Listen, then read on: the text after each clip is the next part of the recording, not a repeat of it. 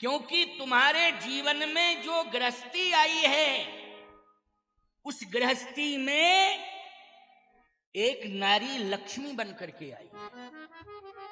बोलो भाई, उस गृहस्थी में जो नारी आई है वो क्या बन के आई है? जल्दी बोलो। लक्ष्मी। लक्ष्मी बन के आई है। ये मैं सनातन की मर्यादा की बात कर रहा हूं।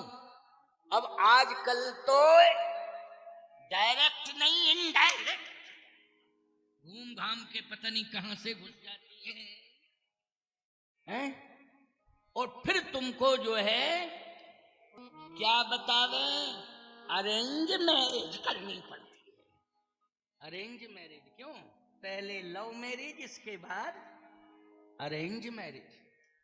पहले लव मैरिज नहीं थी, पहले अरेंज मैरिज। क्यों भाई? तब लव मैरिज। पहले था, पुरानी संस्कृति की बात कर रहा हूं, मैरिज फिर लव। और अब जमाना बदल गया, पहले लव फिर मैरिज। सब गड़बड़ हो गया है, सिस्टम बदल गया है। आज धरती कांप रही है, धरती हिल रही है, धरती याद रखना। आज वही विडंबना दिखाई दे रही है। सोशल मीडिया में देख रहे हो तमाशा। कहीं तो पत्नी पति को मार रही है, कहीं पति पत्नी को मार रहा है। बोलो भाई, कांड हो रहे हैं, हत्या कांड हो रहे हैं, बड़े बड़े विभत्स कांड हो रहे हैं। क्यों? वेद मार्ग से चल के, मर्यादा के मार्ग से चल के तुम्हें जाना चाहिए था, और उसी मर्यादा के मार्ग से चल के वापस लौटना चाहिए था। क्यों? लक्ष्मी को पाने के लिए जा रहे हो, तो लक्ष्मी लक्ष्मी होती है। लक्ष्मी को पाने के लिए अगर तुम जा रहे हो तो तुम्हें विष्णु बन के जाना पड़ेगा। और हमारे यहां बोलो, वर को विष्णु कहा जाता है कि नहीं? क्या कहा जाता है? विष्णु। विष्णु बन के जाना पड़ेगा तुम्हें। और विष्णु का मार्ग जानते हो कौन सा मार्ग है? क्या कहना? स्वर्ग वाला मार्ग नहीं है, बैकुंठ वाला मार्ग है। बोलो, है कि नहीं? स्वर्ग वर्ग कहीं नहीं है। क्या है स्वर्ग मानी? कुछ नहीं, वहां तो देवता रहते, इंद्र रहता है। लेकिन बैकुंठ वाला मार्ग। बोलो, घर को स्वर्ग बनाना चाहते हो कि बैकुंठ बनाना चाहते हो? घर को बैकुंठ बनाओ और विष्णु बन के जाओ, लक्ष्मी को साथ लेके आओ और अपने घर को बैकुंठ बनाओ। ये रामायण का संदेश है। अपने घर को बैकुंठ बनाओ, अपने घर को कलह का घर मत बनाओ, अपने घर को अशांति का घर मत बनाओ, अपने घर को श्मशान मत बनाओ। क्योंकि घर कभी कभी श्मशान बन जाता है। घर मसान जन परिजन भूता, सुतमित मीत मनन जमदूता। स्पष्ट लिखा है रामायण में। घर को श्मशान नहीं बनाना है, घर को बैकुंठ बनाना है। ये बात हजारों लोग सुन रहे हैं, लाखों लोग सुन रहे हैं। इस सोशल मीडिया से यही तो लाभ हुआ है, यही लाभ हुआ है। ये कथा हजारों तक पहुंच रही है और धीरे धीरे तो एक आध साल में लाखों लोग, कई लाख सुन लेंगे। एक एक वीडियो पता नहीं कितने कितने लाख लोग सुन लेते हैं। क्योंकि यही लोग बताते हैं, हमें तो कुछ पता नहीं चलता है। यही कहते हैं, महाराज जी ये प्रवचन आपका इतने लाख लोगों ने सुन लिया है। तो लाखों तक पहुंच गया कि नहीं पहुंच गया? लाखों की संख्या जुड़ गई।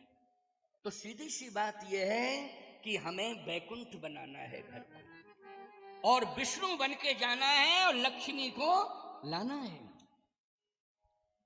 आज हम सबको यह कहने में संकोच नहीं करना है कि हम मनु की संतान नहीं है। हम सब मनु की संतान। चैलेंज के साथ कहो, गर्व के साथ कहो, हम किसकी संतान हैं? महाराज, मनु की संतान। और याद रखना, मनु जी ने गृहस्थी के साथ ही भगवान को प्राप्त किया है। बोलो, किया है? राम जन्म के पहले की कथा मैं सुना रहा हूं आपको। अकेले प्राप्त किया है कि सपत्नीक जाकर के भगवान को प्राप्त किया है? जल्दी बोलो। क्यों उदास होते हो, क्यों निराश होते हो? ये मत सोचा करो कि इन साधुओं को ही भगवान मिलते हैं। याद रखना, इन साधुओं को तो जन्म जन्म मुनि जतन कराही, अंतराम कही आवत नहीं। स्पष्ट तो लिखा है रामायण में। मैं गलत क्यों कह रहा हूं क्या? बोलो भाई। जन्म जन्म मुनि जतन कराही, अंतराम कही आवत नहीं। लेकिन तुम्हें बड़े सहज तरीके से, सरल तरीके से भगवान मिल जाते हैं। ये बालकांड का प्रमाण है और राम के जन्म के पहले की कथा है। ये स्वयं भूमन अरु सतरूपा स्वयं भूमन और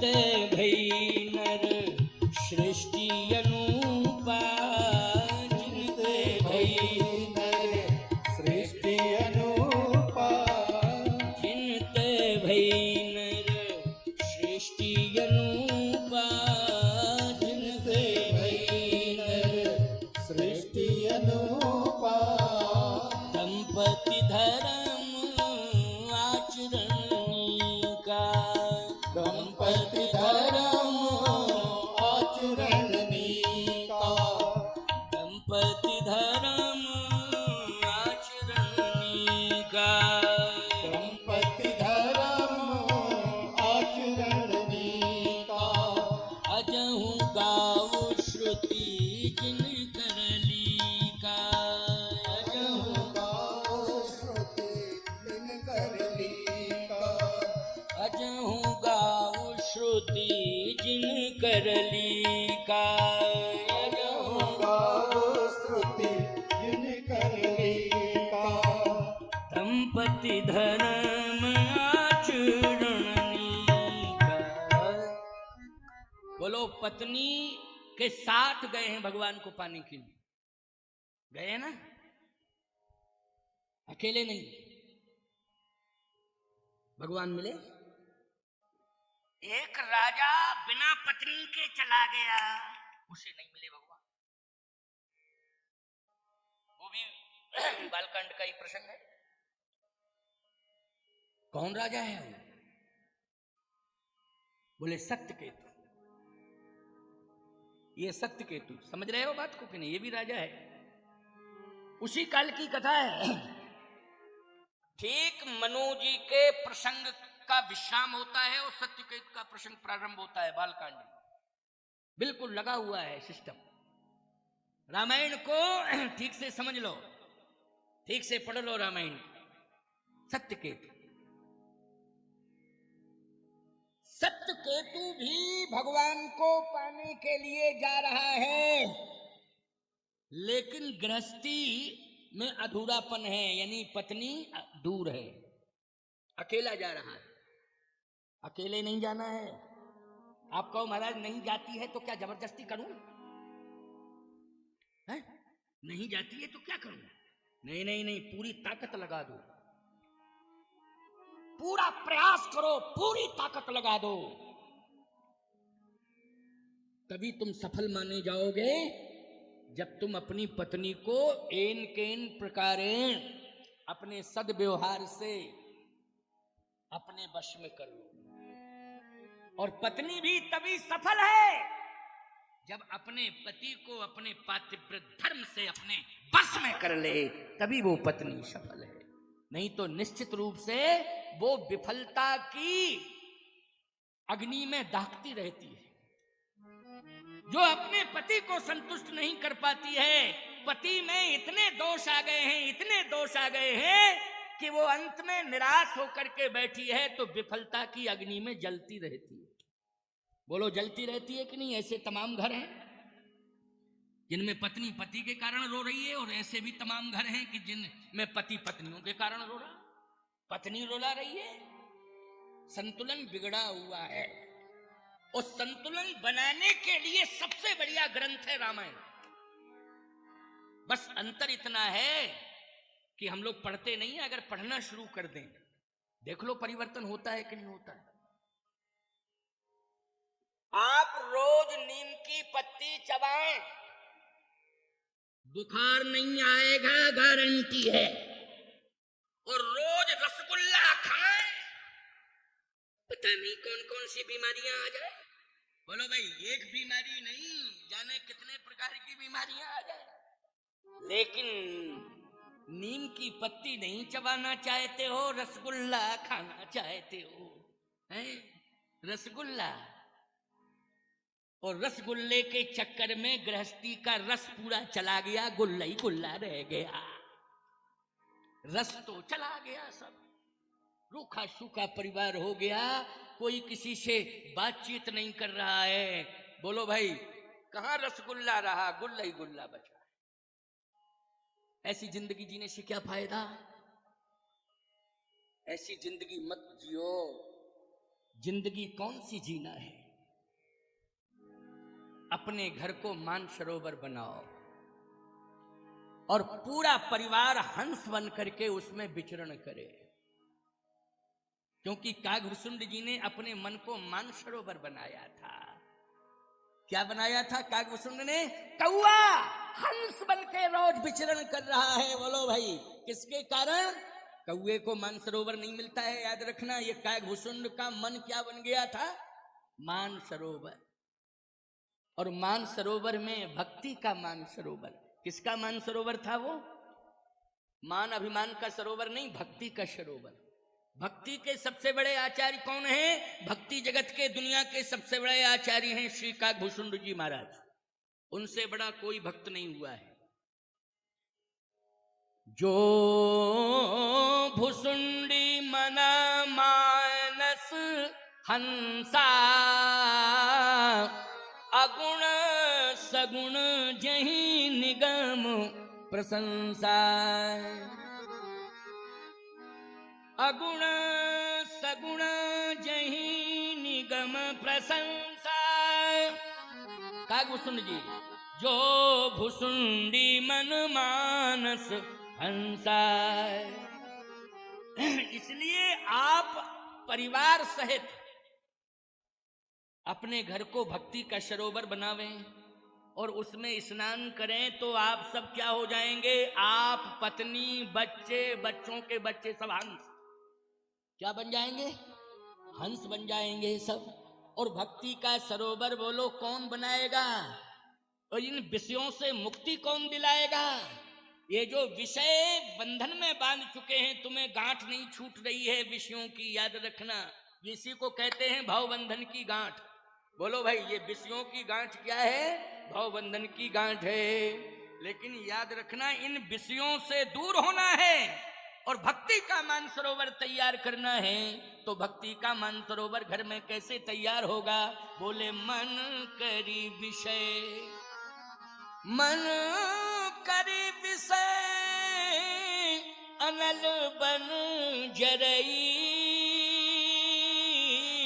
होए सुखी जो यही सर परई। सर सरोवर, भक्ति का सरोवर कौन? रामचरित मानस। यही उपाय बचा है और कोई उपाय नहीं। इसी में सब नहाओ, रामायण पढ़ के नहाओ। आजकल सब मोबाइल देख के नहा रहे उसमें। एक को तो मछली ही निकल गई, मर गई हो मछली है। क्या नहाने क्या तरीका था? क्या नाम था उसका? कोई मर गई मछली खा गई उसको। पता नहीं क्या बड़ा मुंह वाली क्या होती है वो, मुझे। अरे तुम लोग जानते होगे, देखा होगा तुमने। वो हमारे साथ में आया नहीं, एक तो विद्यार्थी रहता, उसने कहा महाराज मछली खा गई।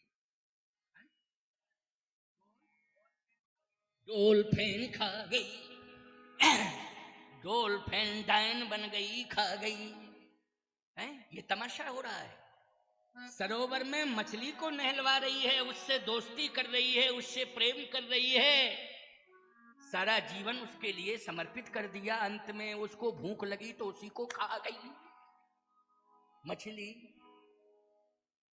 सावधान। सुखी मीन जहाँ नीर अगाधा,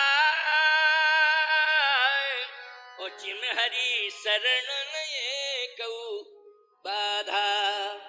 अपने मन को मछली बना लो और मछली बना करके भक्ति के सरोवर में आनंद ले लो।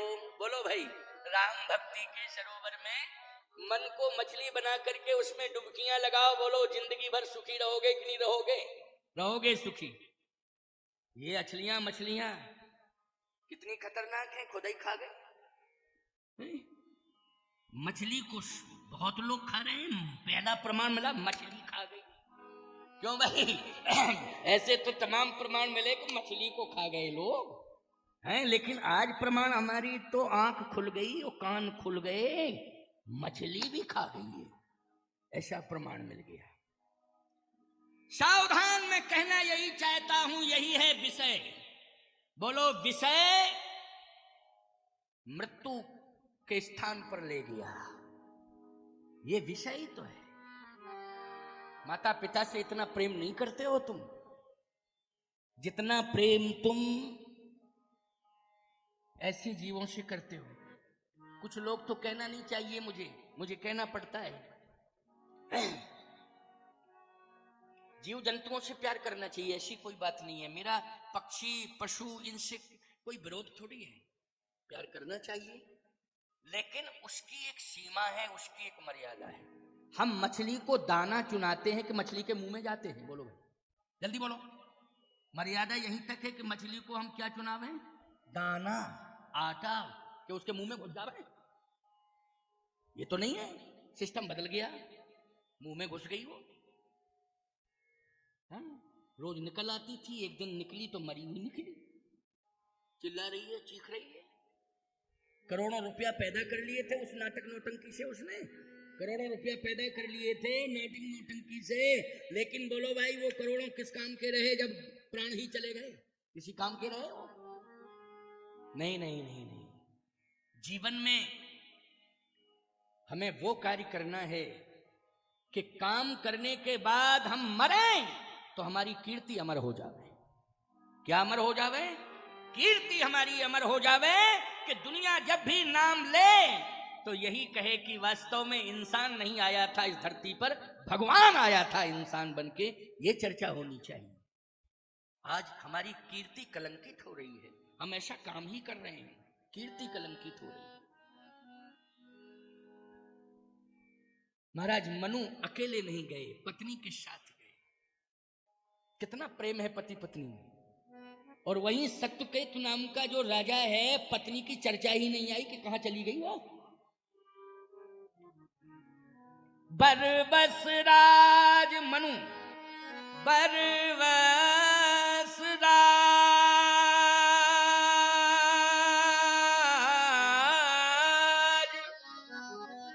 सुतहि नृप दीन्हा, नारी समेत गवन बन कीना। और सत्यकेतु जेठ सुतहि राज नृप दीन्हा, हरिहित आप गवन बन कीन्हा। आप मानी अकेला, आप मानी है अकेला गया अकेला। पत्नी की चर्चा ही नहीं हुई, पत्नी कहां चली गई? मायके तो नहीं चली गई थी। मुझे ऐसा लगता है कि पत्नी के मन में शायद ये भाव आ गया होगा कि मेरा पुत्र राजा बन गया है तो मैं राजमाता बन गई। क्यों भाई? ये भाव आया होगा कि जैसे किसी का बेटा राजा बन जाए तो उस राजा की माँ क्या होती है? राजमाता होती है। बहुत बड़ा सम्मान है राजमाता का भी। अभी तक वो महारानी बनकर के सम्मान प्राप्त करती रही, उसके मन में आया कि अब मैं राजमाता बनकर के सम्मान प्राप्त करूंगी। वो पति बोले पति भाड़ में जाए, भाड़ में जावे पति। और एक सूत्र कितना अच्छा संकेत दे रहा है, इस पर जरा ध्यान देना, बहुत अच्छी बात है। रामायण को जितना ज्यादा व्याख्यायित करोगे आप भावों को, उतनी ही आप भावों में डूबते जाओगे। और इतने अच्छे अच्छे मोती निकल के आएंगे, जितनी गहराई में डूबोगे ऐसे भाव के मोती निकल के आएंगे कि याद रखना वो मोती जो है आपके प्राण को बहुत संबल देंगे। जैसे हंस के प्राण कौन बचाता है? बोलो भाई, मोती बचाता है। अगर मोती ना मिले तो भूखों मर जावे। क्यों भाई? हंस को अगर मोती ना मिले तो बोलो हंस भूखों मर जाएगा, और मोती मिलेगा तभी उसके प्राण बचेंगे। भाव के मोती। हमारे ढिमोले जी इतने ताकतवर हैं, ये सांड से लड़े थे। हाँ, बड़ी अच्छी कथा सुनाते हैं ये। सांड आया, इनसे लिपट गया और बड़ा तगड़ा था, इन्होंने पछाड़ ही दिया उसको। उसने पहले इन्हें पछाड़ा फिर इन्होंने उसको। अच्छा भाई, सांड से अगर कोई बच गया तो बोलो भाई सांड से जीत गया, जीत गया। सुरेंद्र जी हीरापुर की घटना बता रहे थे। क्योंकि हम वहां कथा कहने जाते हैं, अभी नैमिषारण्य जा रहे हैं, पूरा समय 7 दिन नहीं दे पाए, तो 3 दिन के लिए 4 दिन के लिए 1 सितंबर से 4 सितंबर, क्योंकि 31 अगस्त तक मेरी कथा रामेश्वरम में है, पहले से तय थी कथा। तो स्वामी जी ने कहा कि आपको तो आना ही पड़ेगा। मैंने कहा मैं जरूर आऊंगा, जन्मदिन है उनका, तो नैमिष में मनाया जा रहा है, तो मैं रामेश्वरम से जाऊंगा। उन्होंने एक बड़ी अच्छी बात कही मुझसे, बोले आप मेरे जन्मदिन में सम्मिलित हो रहे हैं, बाकी सब सम्मिलित होंगे, लेकिन आप जैसा कोई नहीं होगा। हम कहा कैसे? बोले आप हमारी जन्मभूमि से चल के आ रहे हैं, जन्मदिन के सम्मिलित हो रहे हैं। उनकी जन्मभूमि रामेश्वरम के पास है, मुझे भी पता नहीं था, ये उन्होंने ही बताया। बोले आप मेरी जन्मभूमि से चल के आ रहे हैं जन्मदिन में। उन्होंने बताया रामेश्वरम के पास में कोई गांव का नाम। मैंने कहा कि मैं उधर ही तो कथा कहूंगा, बताओ कौन सा गांव है। अरे बोले पता ही नहीं, इतने साल से कभी गए नहीं, सब राम राम श्याम श्याम हो गए होंगे, कोई गए नहीं। बोले जब से निकल के आए तब से कभी गए ही नहीं, और 50 साल हो रहे हैं उनको इस क्षेत्र में आए हुए। अब 50 साल में भाई बोलो भाई कौन जिया कौन मरा, राम राम श्याम श्याम से। और बोले आप गांव में भी पहुंच जाओगे तो ना आपकी भाषा वो सुन पाएंगे, ना आप उनकी सुन पाओगे, हैं? इसलिए आप तो रामेश्वरम भगवान का दिव्य दर्शन करके आ रहे हैं, और मेरे जीवन की मंगल कामना आप इतना ही है कि रामेश्वरम भगवान से कर दें और आप वहां से प्रसाद लेकर के यहां आए। ये बहुत अच्छी बात है। तो भाई बात यह है कि जन्म वह है जिसमें कीर्ति पताका फहरा रही हो, वही जन्म है। और यदि कीर्ति पताका नहीं फहरा रही है तो याद रखना ऐसा जन्म लेने से कोई फायदा नहीं है, कोई फायदा नहीं।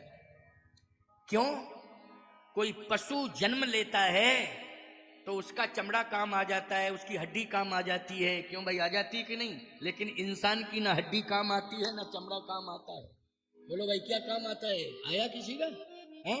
जो भस्म भी बचती है उसको भी गंगा जी में पहुंचा देते हो कि नहीं?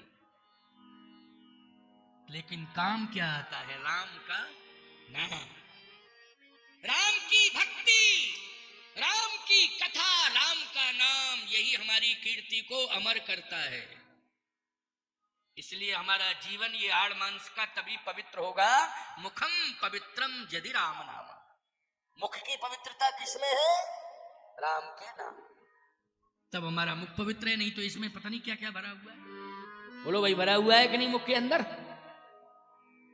मुख के अंदर तुम खाते हो अच्छा अच्छा, बोलो भाई कितने सुंदर सुंदर व्यंजन खाते हो, फलों में भी बड़े अच्छे अच्छे फल खाते हो, लेकिन जब इस मुख से निकलता है तो गंदगी ही निकलती है। बोलो गंदगी ही निकलती है। इसलिए प्यारे मुख हो चाहे शरीर का कोई भी अंग हो, अरे भाई पसीना पानी कितना सुंदर पीते हो, बिल्कुल फिल्टर पीते हो बड़ा, और जब निकलता है तो बदबूदार निकलता है। बोलो पसीना जिसको कहते हैं, क्या कहते हैं? पसीना। अच्छा ऐसा किसी का पसीना जिसमें सुगंध आई हो कभी है? संसार में तो मनुष्य का तो नहीं हो सकता है प्यारे, बदबू ही आएगी, क्योंकि ये शरीर के अंदर विकार भरा है।